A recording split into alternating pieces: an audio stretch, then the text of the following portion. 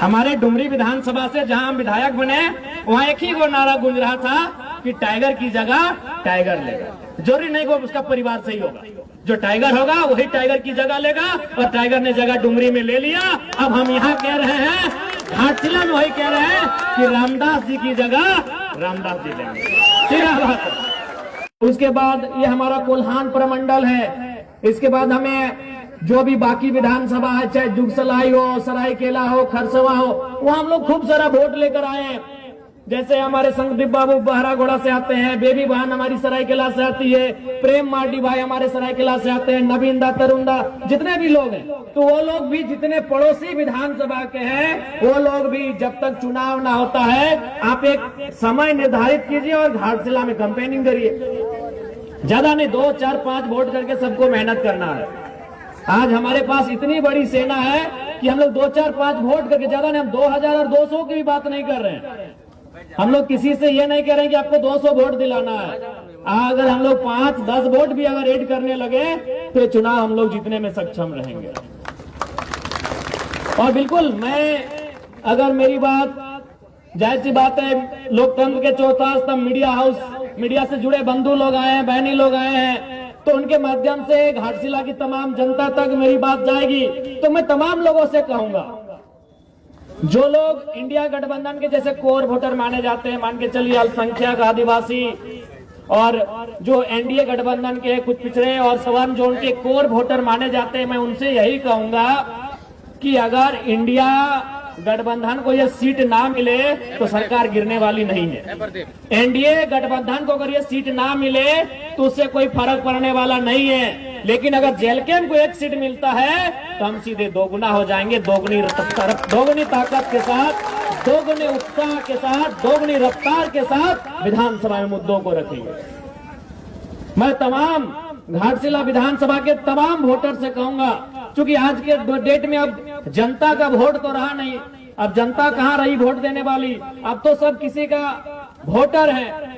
अब पहले चुनाव होता था कि जनता वोट करती थी कि 5 साल में किसी को बदलने की जरूरत करती थी, कोई अगर गलत काम करे तो उसे हराने का काम करती थी। लेकिन अब जनता क्या हो गई कि किसी पार्टी विशेष का वो आइडियोलॉजी में ढल चुकी है कि भाई वो उससे कैंडिडेट, अगर कोई इस पार्टी का कैंडिडेट आ जाए वो अच्छा है बुरा है, उसमें कोई भी रहे, क्योंकि हम देश में देख रहे हैं मोदी जी को, हम तो उसी को दे देंगे वोट। ये हम देख रहे हैं हेमंत सोरेन जी को, उनके सिंबल से कोई भी आएगा हम उसको वोट कर देंगे। पहले होता था कि लोग इतना सोचते थे कि भाई 5 साल ये प्रत्याशी हमारे गांव में नहीं आया, जीतने के बाद हमसे नहीं मिला, इसने हमारे मुद्दों को उठाया नहीं, इस बार इसको हराएंगे। लेकिन अब जनता तो ऐसी रही नहीं, वो अच्छा है बुरा है, वो एनडीए से है तो एनडीए का एक वोट है, एनडीए का एक माइंडसेट है कि भाई ये समाज के लोग, मैं किसी समाज का नाम नहीं लेना चाहता हूं क्योंकि मुझे किसी से आपत्ति, मैंने तो एक माइंडसेट बन गया कि फलाना समाज, ओबीसी का फलना वर्ग, जनरल का फलना वर्ग, ये एनडीए का वोट है, इंडिया माइनॉरिटी ट्राइबल्स, ये फलना वर्ग, ये इंडिया का वोट है। तो मैं उन लोगों से कहना चाहूंगा कि फिलहाल घाटशिला के चुनाव में 29 में आप क्या करेंगे नहीं करेंगे 29 में देखा जाएगा, लेकिन घाटशिला के चुनाव में मैं आपसे इतना तो आग्रह करूंगा कि एक सीट जीतने से ना बीजेपी ज्यादा उनको कुछ होने वाला है, न सरकार को कुछ होने वाला है, लेकिन अगर एक सीट हम जीत जाते हैं तो आपको भी मालूम है अभी विधानसभा में बोलने के लिए क्या समय दिया जाता है कि जिस पार्टी का जितना विधायक हो उतना मिनट दिया जाता है। तो जेलकेम पार्टी का एक विधायक है 1 मिनट दिया जाता है। अगर हम लोग घाटशिला को जीत जाएंगे तो 2 विधायक होगा तो 2 मिनट दिया जाएगा। तो 1 मिनट में अगर हम सदन में सार्थकता के साथ जनता के मुद्दों को रख सकते हैं तो 2 मिनट में दुगुना रखा जाएगा, काम दोगुना बढ़ेगा, मुद्दे दोगुने सदन के सामने आएंगे। और आप ये भी देखे होंगे कि हमने कभी अगर मगर की बात नहीं की है। विधानसभा को आपने देखा होगा टेलीविजन टीवी में, अपने मोबाइल में, चैनल्स में, चाहे किसी भी, हमने कभी इधर उधर की बातें नहीं की, ना हमने किसी की आलोचना ना प्रशंसा में समय दिया। आप तो देखे होंगे बहुत सारे लोग अपने किसी को अगर इंडिया की बात है तो हेमंत सोरेन जी को कभी शाहरुख खान कह के फुलाने लगते हैं। अगर एनडीए को बोलने दिया जाए तो मोदी का गुणगान करने लगते हैं, लेकिन एकमात्र विधायक है जयराम महतो जो टू दी पॉइंट, चाहे वो किसी भी मामला हो, वो विस्थापन नीति का मामला हो, स्थान नीति का मामला हो, या स्टूडेंट का मामला हो, या किसान का मामला हो, किसी का मामला हो, मैं टू दी पॉइंट बात को उठाने का काम करता हूँ। तो इसलिए यह चुनाव एक नया चुनाव होगा, एक नए तरीके का चुनाव होगा, और बिल्कुल आज इस राज्य की जनता को भी तय करना है कि इस राज्य का भला कैसे होगा, इस राज्य के युवाओं को उनका अधिकार कैसे मिलेगा, इस राज्य की महिलाओं को उनका अधिकार कैसे मिलेगा, और सबसे बड़ी बात, जो शहीदों के सपने से झारखंड सींचा गया है, उन शहीदों का सपना कैसे साकार होगा, ये आज सबसे पहले तो घाटशिला की जनता को तय करना होगा। यार एक बात जान लीजिए, आज देखिए बहुत सारे लोग, मुझे कहने में किसी प्रकार से असहज महसूस नहीं हो रहा है, मैं साफ कहता हूँ, जो भी प्रत्याशी आए हैं, चाहे बाबूलाल दादा रहे, चाहे सोमेश दादा रहे, जनता इनको व्यक्तिगत रूप से पसंद नहीं कर रही। हम लोग भी अभी घूम के आए, हम लोग जिधर चाहे वो बाजार होता है, आपको मालूम है बाजार में ज्यादातर थोड़ा सा एनडीए के सपोर्टर होते हैं, उन लोग भी बोल रहे थे कि हम लोग का वोट देना मजबूरी होता है, हम लोग भी बाबूलाल जी को पसंद नहीं कर पा रहे एज ए कैंडिडेट। तो मैं जनता से कहना यह चाहता हूं कि अगर आप जब तक मजबूरी में वोट देंगे तो मजबूरी में वो लोग टिकट भी तो देंगे। जब तक जनता मजबूरी में वोट देगी, पॉलिटिकल पार्टियां मजबूरी में टिकट देगी। इसलिए आप तीसरे फ्रंट को चुनिए, आप चौथे फ्रंट को चुनिए, तभी नेशनल पार्टियां अच्छे उम्मीदवारों को टिकट देगी।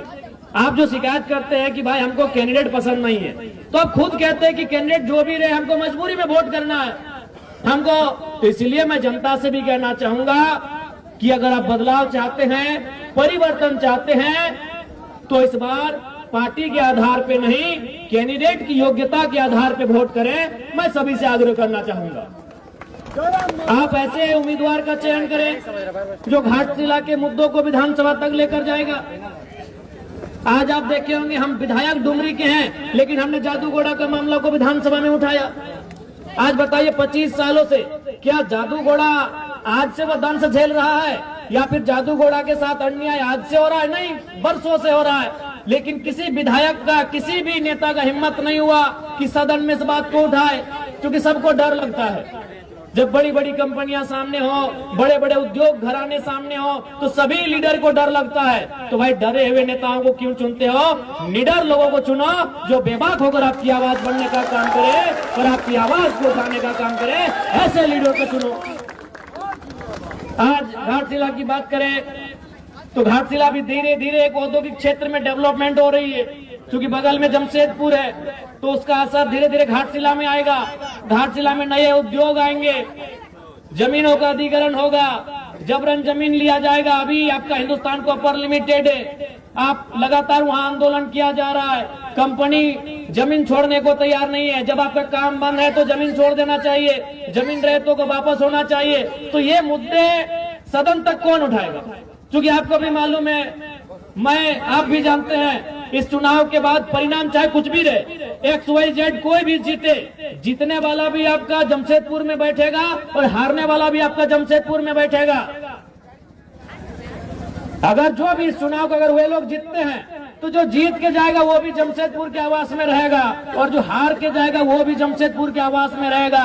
आपके साथ, आपके दुख में, आपके दर्द में, आपके पीड़ा में कौन रहेगा, ये घाटशिला की जनता को तय करना है। और हमें लगता है रामदास मुर्मू जी से बेहतर कोई कैंडिडेट नहीं है जो आपके साथ खड़ा रहे।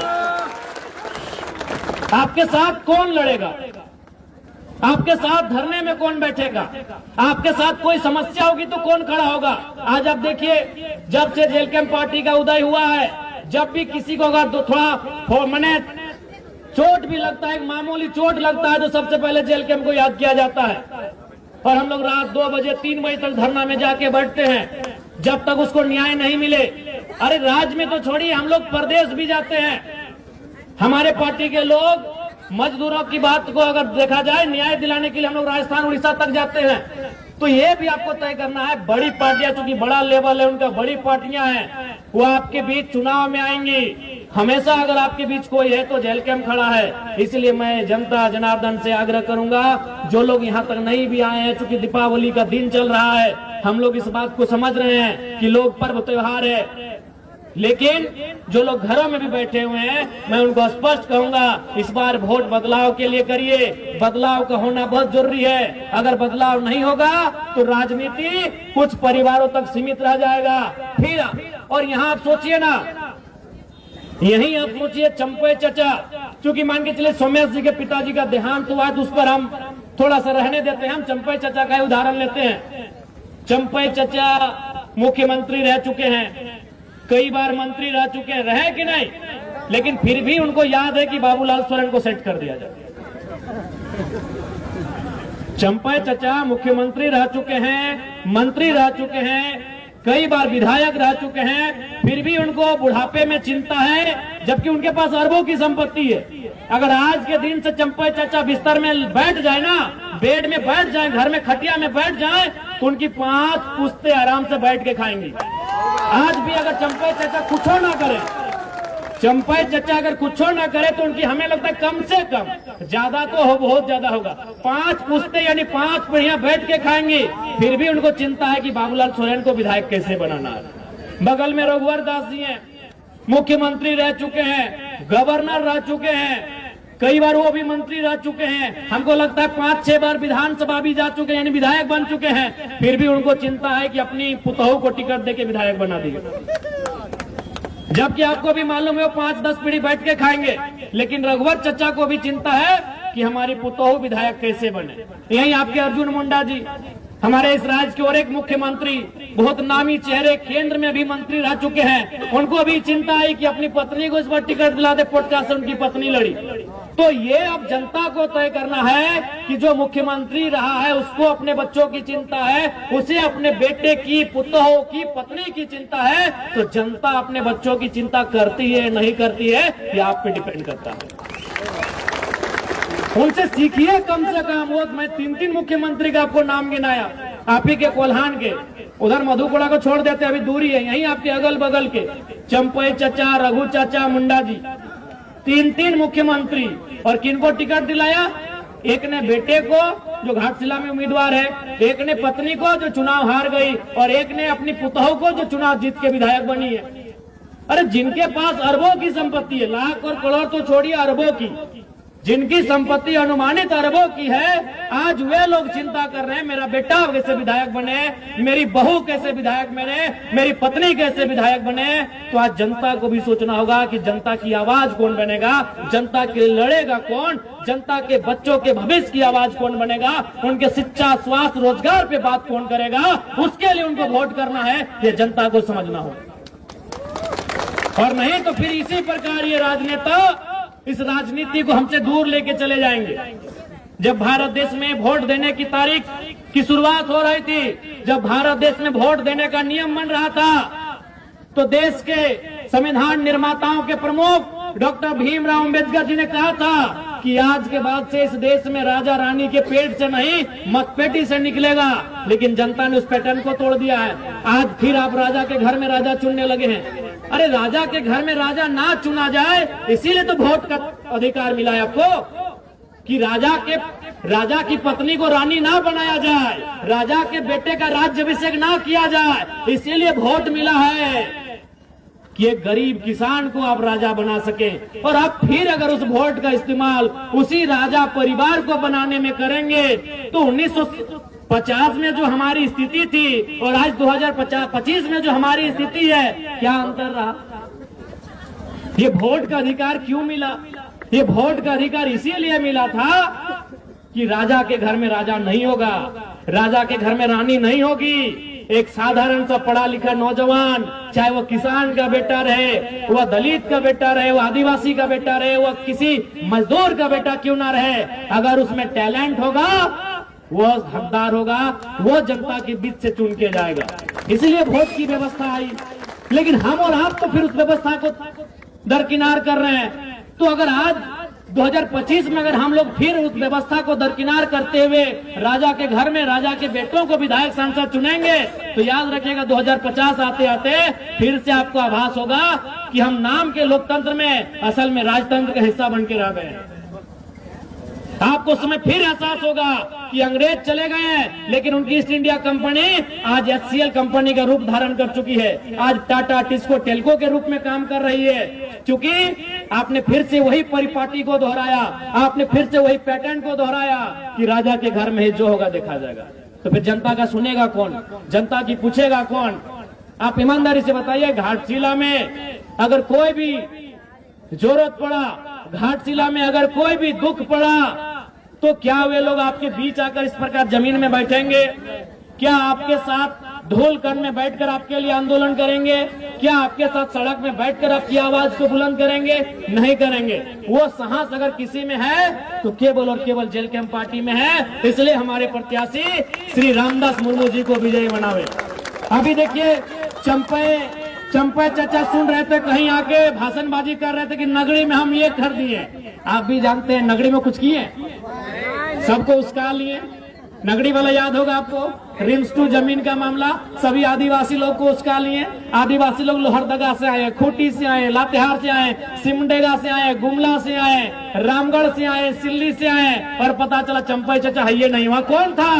सुबह देवेंद्र नाथ महतो थे और शाम को जयराम महतो थे। वो हल जोतने का काम कौन किए? हमारे पार्टी के देवेंद्र बाबू किए कि नहीं? चंपई चाचा डर से अंदर में थे, और उनका बेटा का बोली आप सुने होंगे, बाबूलाल भैया का। उनको मीडिया को नहीं, उनको पूछा, पुलिस बोला कि चलिए आपको अरेस्ट करके थाना ले जाते हैं। बोला नहीं, हम यूट्यूब में देखे हैं, हम लोग के आदिवासी भाई का इनकाउंटर हुआ है, तो आप मेरा भी इनकाउंटर कर देंगे, हमको डर है। तो बताइए बाबूलाल दा इतना डरिएगा तो राजनीति कहा कर रहे हैं? चंपई चाचा इतना खेत ला दिए हैं, बस जोतिए और खाइए। सुने कि नहीं हम घर चले जाएंगे। कि बाबूलाल जी का स्टेटमेंट है कि हम घर चले जाएंगे। तो इसलिए अब आपको तय करना है। और देखिए, जहां तक पूर्व मंत्री जी का बात है, उनको तो मैं पहले श्रद्धांजलि अर्पित करता हूं। रामदास बाबू नहीं रहे हमारे बीच। उसी समय दिसम गुरु शिबू सोरेन का भी देहांत हुआ, निधन हुआ। निसंदेह उनके निधन होने से, उनके दुनिया से चले जाने से राज्य की जनता मर्माहत है, राज्य की जनता में दुख है। लेकिन ये जरूरी नहीं है कि उनके घर से जो आएगा विधायक बनने के लिए वही उस राज्य को चलाएगा या फिर वही उनकी तरह काम करेगा। यहाँ सिंपल है। आपको याद होगा, जब हमारे ही डुमरी विधानसभा में जगन्नाथ बाबू नहीं रहे, तो वहां एक स्लोगन आया कि टाइगर विल रिप्लेस टाइगर। क्योंकि जगन्नाथ बाबू को भी वहां टाइगर कहा जाता था। सुने, आज उनके पिताजी का भी निधन हुआ, उनको भी हम श्रद्धासुमन श्रद्धांजलि अर्पित करते हैं। तो वहां भी जनता के बीच से एक आवाज आया कि टाइगर विल रिप्लेस टाइगर। तो घाटशिला में भी आवाज आना चाहिए, रामदास विल रिप्लेस रामदास।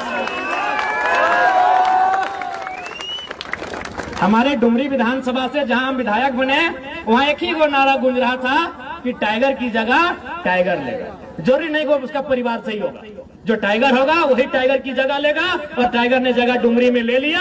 अब हम यहाँ कह रहे हैं, घाटशिला में वही कह रहे हैं कि रामदास जी की जगह रामदास जी लेंगे। सीधा बात, रामदास सोरेन जी की जगह रामदास मुर्मू जी लेंगे, रामदास जी की जगह रामदास जी लेंगे। ये तो आवश्यक नहीं है कि भाई उनके घर में जो जन्म ले, उनका जो खून हो वही उनके जैसा हो, वही उनके जैसा काम करिए। जरूरी है? अगर ऐसा होता तो आज प्रधानमंत्री गांधी का पोता को होना चाहिए था, गांधी जी का पोता को होना चाहिए था, भगत सिंह के रिश्तेदार को होना चाहिए था, सरदार पटेल के रिश्तेदार को होना चाहिए था, नेताजी सुभाष चंद्र बोस के रिश्तेदारों को होना चाहिए था कि नहीं? अब गांधी जी अगर 1942 में आधे कपड़ों का आधा कपड़ा पहन के आंदोलन किए हैं, और उनका वंशज अगर आज वोट टाइम में आके कहेगा कि हमारे पूर्वज महात्मा गांधी जी उस समय ऐसा किए हैं, वो तो भाई आज का समय अलग है, उस समय अलग थे। गांधी पूरे देश के थे, अपने परिवार के नहीं थे। क्या रामदास बाबू अपने परिवार के थे? नहीं, वो झारखंड के माफ कीजिएगा मंत्री थे। रामदास बाबू जब झारखंड के मंत्री थे तो झारखंड का कोई बेटा उनकी जगह लेगा, उनका ही परिवार क्यों लेगा? और हमको आज तक समझ में नहीं आया भाई, ये सहानुभूति क्या है? ये सहानुभूति राजनीति में क्यों? आप ही बताइए, क्या अगर कोई किसी डॉक्टर का निधन हो जाए तो क्या डॉक्टर के बेटे को डॉक्टर बनाया जाता है? क्या बनाना उचित भी रहेगा? अगर किसी डॉक्टर का बिना समय से पहले अगर निधन हो जाता है तो क्या डॉक्टर के बेटे को डॉक्टर हम बनाएंगे? क्या टीचर का निधन होने पे टीचर के बेटे को टीचर बनाएंगे? क्या एसपी का बेटा एसपी बनता है? तो ये कौन सा पैटर्न है भाई कि विधायक का बेटा विधायक बने, सांसद का बेटा सांसद बने, मंत्री का बेटा मंत्री बने? आखिर ये कौन सा पैटर्न है? जबकि एक एसपी से महत्वपूर्ण एक एमएलए होता है, एक डॉक्टर से महत्वपूर्ण एक एमएलए होता है, एक टीचर से महत्वपूर्ण एक एमएलए होता है, क्योंकि डॉक्टर, टीचर और एसपी का फैसला करने वाला एक एमएलए होता है। वो विधायिका का अंग होता है, वो सरकार का अंग होता है। वो फैसला करेगा कि आपके स्कूल में टीचर कितने होंगे, वो फैसला करेगा कि आपके जो हॉस्पिटल उसमें दवा का दाम क्या होगा, वो फैसला करेगा कि आपका यहाँ आईएएस का कौन यहाँ नया तबादला हो जाएगा। तो जो फैसला करता है, जो नियम बनाता है, जो इस राज्य को चलाता है, वहां सहानुभूति क्यों? हम सहानुभूति रखते हैं? जिन्होंने अपने परिवार में किसी को खोया है हम सहानुभूति रखते हैं। सहानुभूति का मतलब उसके दुख में खड़ा होना। सहानुभूति का मतलब होता है उस परिवार के दुख में खड़ा होना। हम लोग दुख में खड़े हैं, अगर उस परिवार को कुछ घटेगा हम लोग देंगे। विधायक बना देना ये कौन सा सहानुभूति है भाई? जब हम डॉक्टर के निधन पे डॉक्टर के बेटे को रिप्लेस नहीं करते हैं, जब वकील के निधन पर वकील के बेटे को वकील बना के रिप्लेस नहीं करते हैं, तो आखिर देश में ये सहानुभूति कब तक चले? इसलिए जो मंत्री जी नहीं है, हम लोग पुनः श्रद्धांजलि भी देंगे और सहानुभूति रखेंगे परिवार के प्रति, लेकिन उनको जो रिप्लेस करेगा, उनकी जगह जो जाएगा, ये बिल्कुल भी जरूरी नहीं है कि उनका अपना घर से संबंधित हो, उनके ब्लड से संबंधित हो, उस क्षेत्र का कोई ऐसा युवा जो पढ़ा लिखा हो उनकी जगह जाए और झारखंड की आवाज को, घाटशिला की आवाज को, घाटशिला के माओ बहनों की आवाज को, घाटशिला के बुजुर्गों की आवाज को, घाटशिला के नौजवानों, किसानों, छात्रों की आवाज को विधानसभा में प्रेजेंट करे। कोई वहां जुट कर जाए, कोई वहां जुट कर जाए। इसलिए इस बार घाटशिला के उपचुनाव में रामदास मुर्मू जी जो हमारे पार्टी के प्रत्याशी हैं, आप सभी से आग्रह है एक मौका दिया जाए, क्योंकि अब पढ़े लिखे नौजवानों की राजनीति में आने की दरकार है। आप भी जानते हैं रामदास मुर्मू जी यहीं ठीक बगल में आरडीएम नामक एक कोचिंग क्लास चला रहे हैं, पढ़े लिखे नौजवान हैं और आपके बीच से आते हैं। तो अगर आपके बीच से आएंगे तो आपके बीच की बात को वहां लेके जाएंगे। आज देखिए, आप मेरा ही उदाहरण लीजिए, आज 1 साल होने वाला है, लेकिन आज भी मेरे घर की स्थिति वही है जो 1 साल पहले थी। आज भी हमारे घर में बारिश होने पर पानी ऊपर से भी आता है और नीचे से भी मिट्टी गीला होता है। क्यों ऐसा होता है? क्योंकि जब जब हम अपने बारे सोचने के लिए बैठते हैं कि हमें अपने घर के लिए, अपने परिवार के लिए, अपने भाई के लिए कुछ करना है, तब तब मेरी आंखों के सामने वे लोग आते हैं जिन्होंने मेहनत करके हमको विधायक बनाया। तब मेरी आंखों के सामने वे लोग आते हैं जिन्होंने वह लोकसभा का चुनाव, मई जून की गर्मी, घर घर जाकर चंदा लेकर, घर घर जाकर चावल सब्जी मांगकर, उस पैसे से जो अपनी गाड़ियों में तेल भरे हैं, उस पैसे से हमारा प्रचार किए हैं। तो जब जब हम अपने बारे सोचने बैठते हैं, तब तब वो मंजर हमारे आंखों के सामने आता है। क्योंकि हम आपके बीच से आते हैं, इसीलिए हम आपके बीच की बात को सदन तक लेकर जाते हैं। इसलिए अब जनता को यह तय करना होगा, उनके बीच का नेता जाए जो उनके बीच के जैसा हो कर रहे। आज देखिए ना, आप जब भी आप हमसे मिलते हैं, और हमको तो लगता है कि अभी 1 साल होने के बाद भी न जनता ने हमको विधायक माना है, न हम खुद को विधायक मान पाए हैं। आज भी उनसे मिलते हैं तो उनके घर के भाई बच्चे जैसे मिलते हैं। वो भी हमसे मिलते हैं तो अपने हक अधिकार के साथ मिलते हैं, वो हम पे अपना हक दिखाते हैं। वो कभी इस प्रोटोकॉल में नहीं रहते कि हम विधायक जी से मिलने जा रहे हैं। वो अपना हक समझते हैं कि हमारे घर का बच्चा है। अरे कभी कभी तो हम लोग जहाँ जिस घर में सोते हैं, अगर जानते हैं कि थोड़ा सा हम लोग लेट से उठते हैं तो 2-4 लोग बोतल से खिड़की में ही मार देता है। तो हम बोले नहीं, जनता है, कुछ नहीं बोलना है भाई, उनको हक है। विधायक के घर में जाने से पहले 4 गो गेट का एंट्री होता है, लेकिन हमारे घर में जनता जाती है। कभी हम लोग लेट से उठते देखे हैं, मैंने जो खिड़की टूटे नहीं तो कभी के बोतल फेंक देता है विधायक झूठ। तो ये हक हमने जनता को दिया है और झारखंड की राजनीति में पहली बार ये हुआ है। मैं तो आपको उनके गार्ड से गुजरना होगा, बहुत प्रकार का सिस्टम है। अगर नहीं हो घर में तो बोले घर में नहीं है। तो इसलिए नए नेताओं को, नए युवाओं को राजनीति में आने की आवश्यकता है। आज कोल्हान की धरती आंदोलन की धरती है, क्रांति की धरती है, निर्मल बाबू सुनील बाबू के शहादत की धरती है। और आज इस धरती में वहां के लोगों को यह तय करना होगा कि उनके सपनों को साकार करने के लिए जो जाएंगे सदन तक, ऐसे उम्मीदवारों को हम लोग जिताकर भेजेंगे। आज बताइए, राज्य की सरकार ने माताओं को, बहनों को 2500 रुपए का मैया सम्मान योजना दे दिया, लेकिन आज उन्हीं के घर के बच्चे स्कॉलरशिप नहीं मिल पाया है, छात्रवृत्ति नहीं मिलने के कारण रो रहे हैं कि नहीं रो रहे हैं, ये आप बताएं। रो रहे। आज इस राज्य में क्या हो रहा है आपको भी मालूम है। कुछ देर पहले हमको ड्राइवर लोग फोन किया कि विधायक जी हम लोग बालू लेके चल रहे, परेशानी है। हम बोले भाई घाट से लेकर चुनाव तक रुकिए, परेशानी रहेगा, क्योंकि सरकार के लोगों का सीधा आदेश है यहाँ से चंदा उठा के देना है चुनाव में। आज यही हो रहा है। एक बड़ा बाबू से हमारा बात हुआ, वो एक व्यक्ति से कुछ पैसा मांग रहा था। हम डायरेक्ट बोले कि बड़ा बाबू हमको भी मालूम है, मंत्री जी और सीनियर IPS मिल के आपसे 30 लाख लिए हैं थाना तबादला का, हमको मालूम है सारा चीज, लेकिन उसको आप दूसरा जगह सुन लीजिएगा। हम सीधा बात करते हैं। आज झारखंड यही बन के रह गया है। बड़ा बाबू है तो थाना के हिसाब से 30 लाख से 50 लाख में उनको थाना दिया जाता है। उससे बड़े पदाधिकारी हैं तो उससे बड़े रेट में ट्रांसफर होता है, और उससे बड़े पदाधिकारी हैं तो 2 करोड़ से 5 करोड़ तक का दिया जाता है। ये हमारे राज्य की स्थिति है। वहां से सरकार का सोच आगे नहीं बढ़ पा रहा है तो इस राज्य के कल्याण क्या करेंगे, इस राज्य की जनता का कल्याण क्या करेंगे। इसलिए राज्य की सरकार में जो बैठे बड़े बड़े नेता हैं उनकी जड़ें हिलनी चाहिए, उनका सिंहासन हिलना चाहिए, तभी उनको डर होगा।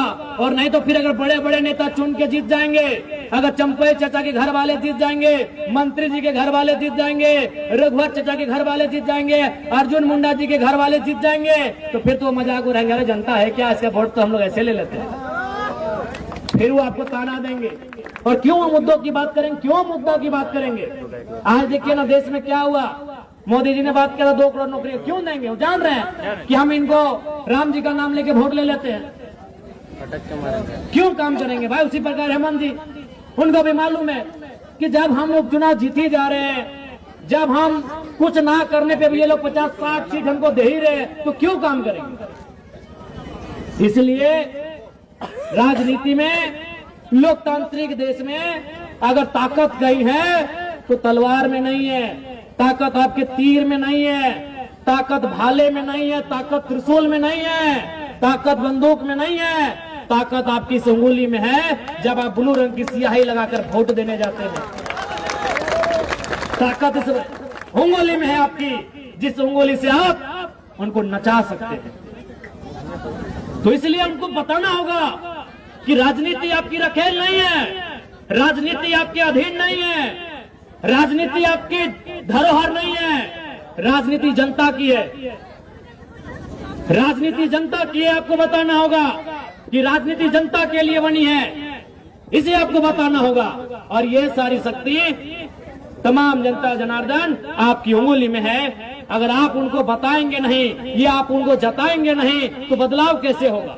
उनके माइंड में सेट हो चुका है कि झारखंड की जनता सड़कों में लगातार 4 साल क्यों ना हल्ला कर ले, 4 साल क्यों ना आंदोलन कर ले, 5वें साल उनका वोट आखिर हम लोग ले जाएंगे।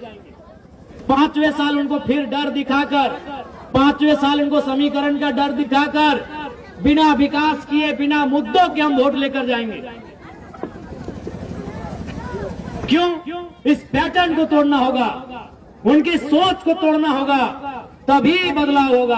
और एक बात याद रखिए, आज फिर कहेंगे पढ़े लिखे नौजवानों को राजनीति में आना चाहिए। अगर आज हमारा देश हिंदुस्तान आजाद हुआ तो पढ़े लिखे लोगों का बहुत बड़ा योगदान है। गांधी कौन थे? बैरिस्टर थे। पंडित नेहरू कौन थे? बैरिस्टर थे। सरदार वल्लभ भाई पटेल कौन थे? बैरिस्टर थे। नेताजी सुभाष चंद्र बोस कौन थे? इंडियन सिविल सर्विस के एस्पिरेंट थे। हमें लगता है पास भी कर गए थे। जो आज यूपीएससी कहते हैं, उस समय आईसीएस कहते थे, इंडियन सिविल सर्विस। चूंकि आचार संहिता का समय है, अभी हम लोग का पूरा 1 महीना कार्यक्रम होगा। बस इतना ही कहेंगे कि इस बार बदलाव को वोट करिए। 1 सीट मत देखिए, 1 सीट। एक अकेला जयराम महतो आज विधानसभा में क्या कर रहे हैं आप देख रहे हैं। एक अकेला जयराम महतो जनता को कितनी ताकत दिया है आप देख रहे हैं कि आज हर कोई अधिकारी से आंख मिला के बात कर रहा है, हर कोई मुद्दे की बात कर रहा है, डर नहीं रहा है। तो एक सीट हमारे लिए 100 सीटों के बराबर है। आप दीजिए, हमारी ताकत दोगुना होगी, मुद्दे दोगुना उठेंगे, सदन के पटल पर उठेंगे। इसलिए चूंकि आचार संहिता है, समय का अभाव है, तमाम माताओं बहनों को विशेषकर धन्यवाद देते हुए, तमाम माताओं बहनों को धन्यवाद देते हुए और उनसे अनुरोध करते हुए कि इस बार आप बदलाव करेंगे। मैं तमाम नौजवानों से कहूंगा कि घाटशिला के घाट में आप इतने चारों तरफ फैल जाएं, घाटशिला के घाट में आप इतने फैल जाएं, इस बार जेल कैंप को ये सीट उनकी झोली में जाए। मैं सभी से आग्रह करता हूं। और बिल्कुल इससे पहले जितना भी हमारा वोट है वो कार्यकर्ताओं का वोट है, बस उसे जनता तक लेकर जाना है।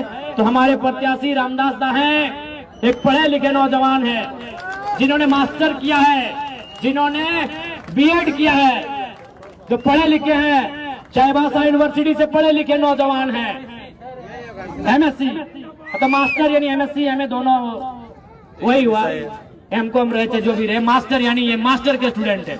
ये पढ़े लिखे नौजवान, आप इनको एक बार सहयोग करें। जब पढ़े लिखे नौजवान सदन में जाएंगे, सदन की सार्थकता दिखेगी, सदन में मुद्दों पे बहस होगी, सदन में समस्याओं को रखा जाएगा और समस्याओं के समाधान पर डिबेट किया जाएगा, चर्चा किया जाएगा, सरकार को घेरा जाएगा, सरकार की जवाबदेही ली जाएगी, सरकार से उत्तर मांगा जाएगा। और आपने देखा होगा इसी बार जब विस्थापन नीति का बहस था, आप ही के कोल्हान के मंत्री दीपक बिरुवा जी थे, किस प्रकार हमने उत्तर मांगा था कि मंत्री जी बताइए 5 दिन में कि 150 दिन में। आज बताइए, राज्य की जनता सुन रही है घर में बैठकर कि आप नीति को कब तक बना रहे हैं, 5 दिन कि 150 दिन। ऐसे नहीं मानेंगे, ऐसे नहीं सुनेंगे। तो सरकार को जो घेर सके, सरकार से जो जवाब मांग सके, सरकार से जो डिबेट कर सके और जनता के मुद्दों को उठा सके, बिना किसी डर के, बिना किसी लोभ के, बिना किसी लालच के, ऐसे युवाओं को भेजिए। रामदास जी एक पढ़े लिखे नौजवान हैं और फिर वही कहेंगे घाटशिला के उपचुनाव में Ramdas will replace Ramdas, Ramdas will replace Ramdas. और यही मंत्री जी को यही श्रद्धांजलि होगी। इससे बड़ी श्रद्धांजलि क्या होगी कि उनके नाम का, उनकी कद का ठीक है एक नौजवान, मंत्री जी भी इसी उम्र में होंगे जब पहली बार विधायक बन के गए होंगे, उनके कद का ठीक है एक नौजवान उनके रास्ते से विधानसभा गया है और मंत्री जी ने जहां काम को छोड़ा है, रामदास मुर्मू जी वहीं से काम को आगे बढ़ाएंगे। बिल्कुल परिवारवाद से राजनीति को दूर करिए, नहीं तो प्रतिभाओं का हनन हो जाएगा, प्रतिभाओं को आत्महत्या करनी होगी। आज प्रतिभा आत्महत्या कर रही कि नहीं कर रही है? आज टैलेंट सुसाइड कर रहे हैं और जो लोग पैरवी वाले हैं वो जिंदगी का मजा ले रहे हैं। इसलिए अगर टैलेंट को किसी का मोहताज ना बनना पड़े, प्रतिभाओं का हनन ना हो, प्रतिभाओं का अतिक्रमण ना हो, इसके लिए प्रतिभाओं को सदन में ले जाने की जरूरत है। अगर परिवार को ही लेकर जाएंगे तो कहीं ना कहीं प्रतिभाओं पर एक गहरा चोट होगा। समय का अभाव है। पुनः मीडिया हाउस के साथ साथ पार्टी के तमाम साथियों को, सभी को जोहार करते हुए घाटशिला की जनता को ये संदेश देंगे, इस बार जब आप वोट करें तो बदलाव के लिए करें। राजनीति जो प्री पार्टी है उस परी पार्टी को तोड़ने के लिए वोट करें। यही मैं आप सभी से आग्रह करूंगा। सभी को जोहार, नमस्कार, आदाब, सलाम, जय झारखंड, जोहार झारखंड। और अभी दीपावली चल रहा है, सोहराय, सबको बहुत बहुत शुभकामनाएं।